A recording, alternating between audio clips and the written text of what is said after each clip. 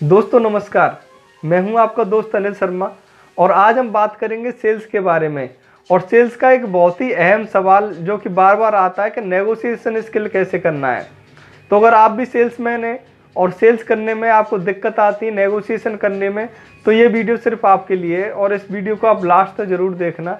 Because कुछ ऐसी चीज़ें हैं जो आप मिस ना कर दें, तो वीडियो को पूरा देखें और लास्ट तक ज़रूर देखना। और अगर आप इस चैनल पर पहली बार आए हैं तो सब्सक्राइब जरूर कर लेना। तो सबसे पहले हम बात करेंगे कि कस्टमर नेगोशिएशन क्यों करता है, ग्राहक आपसे सौदेबाजी क्यों करता है। इस चीज़ के बारे में जानना बहुत ज़रूरी है। तो कोई भी कस्टमर सौदेबाजी करने के पहले जो मुख्य कारण होता है वो ये होता है कि कस्टमर जो पैसा खर्च कर रहा है, कस्टमर जो प्राइस पे कर रहा है, वो उसकी 100% वैल्यू चाहता है, वो उसकी पूरी वैल्यू चाहता है। बात महंगे और सस्ते की नहीं होती। बहुत सी चीज़ें महंगी होती हैं और बहुत सी चीज़ें सस्ती होती हैं। जैसे आपने देखा होगा मार्केट में एक एप्पल का फ़ोन आता है, वो बहुत ही कॉस्टली होता है, लेकिन वो अपने प्राइस के बराबर की कस्टमर को वैल्यू देता है। इसलिए कस्टमर उसका प्राइस नहीं देखता और महंगी से महंगी चीज़ें खरीदता है। दूसरा, आप कार देखते हो तो कार में भी बहुत सी कारें सस्ती होती हैं, बहुत सी कारें महंगी होती हैं। तो हम ये सोचते हैं कस्टमर ज़्यादा प्राइस होने की वजह से नहीं खरीद रहा, तो वो मैटर नहीं करता। मैटर करता है कि हम जितना प्राइस ले रहे हैं उसकी बराबर कस्टमर को वैल्यू दे रहे हैं कि नहीं दे रहे, और हम जो वैल्यू उसको दे रहे हैं उसको बताना है कस्टमर को। जो आप वैल्यू प्रोवाइड कर रहे हो जितने प्राइस के बदले, तो आपको कस्टमर को ये बताना है कि इतने प्राइस के बदले हम इतनी वैल्यू आपको दे रहे हैं और हम अपना प्राइस जस्टिफाई कर रहे हैं। अगर आप अपना प्राइस जस्टिफाई कर रहे हो तो कस्टमर सेटिस्फाई हो जाएगा और वो आपसे आपका प्रोडक्ट खरीद लेगा। दूसरी जो दिक्कत आती है वो आती है लॉस ऑफ फेस। कई बार कस्टमर होता क्या है कि हम कहीं मार्केट में जाते हैं, इसमें मैं आपको अपना एक रियल लाइफ एग्जांपल शेयर करना चाहूँगा। तो मैं एक बार एक दुकान पर जाता हूँ, फर्नीचर की दुकान पर जाता हूँ और वहाँ से एक कुर्सी खरीद के लाता हूँ। अब जिस दुकान पे मैं कुर्सी खरीदने गया था, कुर्सी का प्राइस उसने मुझे 6,000 रुपये बताया था। अब 6,000 रुपये उसने बताया तो मैंने थोड़ा सा नेगोशिएट किया। मैंने बोला कि आप सही पैसे बताइए। तो उसने जो दुकानदार था उसने बोला कि सर 5,000 में मैं आपको दे दूंगा। तो मैं 5,000 रुपये उसको पे करता हूँ और वो कुर्सी लेके घर पे आ जाता हूँ। जब मैं घर पे आता हूँ तो मेरे बड़े भाई मुझे बताते हैं कि इसी कुर्सी को वो 3,500 रुपये की खरीद के नहीं लाए, वो 3,000 रुपये उसको लगा के आ गए और वो दुकानदार उनको 3,500 रुपये में देने की बोल रहा था, लेकिन वो उसको खरीद कर नहीं लाए।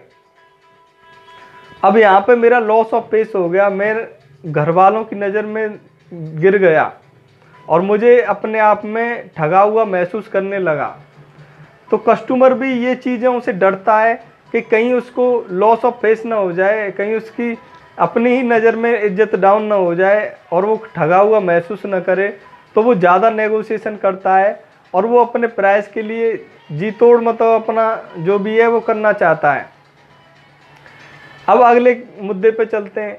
आप किसी कार के शोरूम में जाते हो, आप कार खरीदने के लिए जाते हो, तो आप उससे पहले सेल्समैन से बोलते हो कि आप ठीक प्राइस बताइए, आप इसको ऑफ़र दीजिए या जो भी है। तो वो काफ़ी ऑफ़र देता है आपको और सौदेबाजी में पता चलता है कि उसने जो ऑफ़र दिए वो सोच रहा है कि मैंने ज़्यादा ऑफ़र दे दी और आपको ऐसा लग रहा है कि अभी और बेस्ट हो सकता था, अभी और ज़्यादा ऑफ़र मुझे मिल सकते थे। तो इस तरह से जब सौदेबाजी होती है तो दोनों तरफ एक असंतुष्टि की भावना आ जाती है, दोनों ही पार्टी असंतुष्ट रह जाती हैं और दोनों के ही मन में ये रहता है कि हम और ज़्यादा कमा सकता था और कस्टमर ये सोचता है मुझे और ज़्यादा फ़ायदा मिल सकता था। अगर आप सेल्समैन हैं तो कई बार आपने देखा होगा कि कस्टमर आपकी दुकान में आया और आपने किसी चीज़ के मांगे 100 रुपये और कस्टमर ने बोला कि 80 रुपये दूंगा। आपने बोला कि ठीक है ले जाओ, कस्टमर फिर भी नहीं लेके जाता, बिकॉज कस्टमर सोचता है कि अभी तो ये और पैसे कम हो सकते थे, हमने गलती से इसका प्राइस 80 रुपये बोल दिया, अभी और गुंजाइश थी इसमें। तो कस्टमर दूसरी दुकान पर जाता है, वहाँ पर फिर 70 रुपये बोलता है और उसको दूसरे दुकान ने भी बोल दिया चलो ठीक है 70 दे जाओ ले जाओ। अब कस्टमर को लगा कि इसमें तो बहुत ज़्यादा मार्जिन है, तो वो वहाँ से भी नहीं खरीदता है। तीसरी दुकान पर जाता है, वहाँ पे वो 60 रुपये बोल देता है। अब तीसरी दुकान पर जो दुकानदार है वो 60 रुपये में भी देने को तैयार हो जाता है, तो वो कस्टमर सोचता है कि इसमें और ज़्यादा मार्जिन है। वो अगली दुकान पर जाता है, वहाँ पे 50 रुपये लगाता है, फिर अगली पर जाता है 40, 50, 30, 20, 10, फिर वो लास्ट में एक दुकान पर जाता है, तो वो बोलता है कि फ्री में ही दे दो मुझे, तो वो फ्री में भी देने को तैयार हो जाता है। तो कस्टमर फिर भी अफसोस करता है, वो सोचता है कि मुझे 2 मांगने चाहिए थे, तो वो फ्री में भी वो उस प्रोडक्ट को लेके नहीं आता। वो अगली दुकान पर फिर जाता है, वहाँ पर 2 मांगता है, और 2 भी कस्टमर, वो जो सेल्समैन होता है वो 2 भी देने को तैयार हो जाता है। फिर वो सोचता है कि इसमें 4 मांग लेता तो बेटर रहता। तो इस तरह से कस्टमर सेटिस्फेक्शन नहीं हो पाता और वो इधर उधर भटकता रहता है।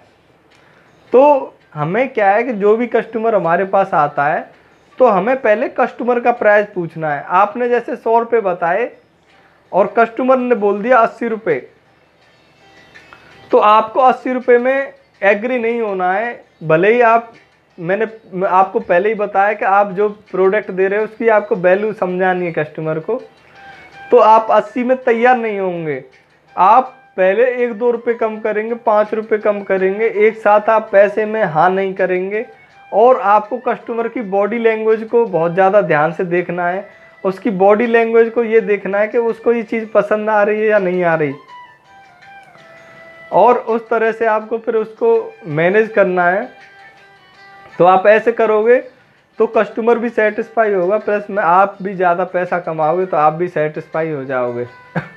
एक एग्जांपल और शेयर करना चाहूँगा आपके साथ। एक बार दिल्ली की बात है, मैं एक मार्केट में जाता हूँ अपने दोस्त के साथ, तो मेरा दोस्त बोलता है कि आप जो भी चीज़ पसंद करो मुझे कान में बता देना और फिर मैं आपको इसको ख़रीद कर दे दूँगा। मैं डन बोल देता हूँ। मार्केट में हम जाते हैं, एक चीज़ मुझे पसंद आती है, मैं उसको बताता हूँ ये चीज़ मुझे पसंद है, मैं उसके कान में बता देता हूँ। अब वो कस्टमर, वो दुकानदार 100 रुपये बताता है उसके। अब 100 रुपये में वो बोलता है कि ठीक ठीक लगाओ। अब वो दुकानदार बोलता है चलो 90 रुपये दे दो। फिर हम वहाँ से दोबारा वो जो मेरे साथ फ्रेंड था वो दोबारा बोलता है उससे कि ठीक ठीक बताओ। तो इस तरह वो 70-60 तक आ जाता है। फिर वो वहाँ से चलने लगता है। दुकानदार दोबारा आवाज़ देता है कि हिसाब ले जाओ, आप 45 रुपये दे दो। तो वो कहता है कि अपना लास्ट प्राइस बताओ। तो लास्ट प्राइस वो 40 रुपये बता देता है। तो जो मेरा दोस्त होता है वो उसको 30 रुपये देता है कि भाई 30 रुपये रख। वो बोलता है कि मैंने अपना लास्ट प्राइस बता दिया और मैं इसको 40 से कम नहीं दे सकता। तो दोस्त बोलता है कि मैं तो आपको 30 रुपये ही दे सकता हूँ, आप देना है तो बताओ, नहीं तो रहने दो। तो वो फिर वहाँ से चलने लगता है मेरा दोस्त और मैं। तो फिर वो दोबारा आवाज़ बुलाता है कि चलो ठीक है, आप 35 रुपये में फ़ाइनल कर लीजिए। तो वहाँ पे जो मेरा दोस्त है वो उसको 32 रुपये देता है और 32 रुपये में वो चीज़ उसको लेके आ जाता है। तो यहाँ पे आपने देखा कि कितना ज़्यादा नेगोशिएशन होता है। तो इस तरह से नेगोशिएशन नहीं करना है। तो अगले वीडियो में फिर आपके साथ मिलूँगा, तब तक आप मुझे बताना कि ये वीडियो आपको कैसा लगा। मिलते हैं अगले वीडियो में। Till then take care, thank you so much.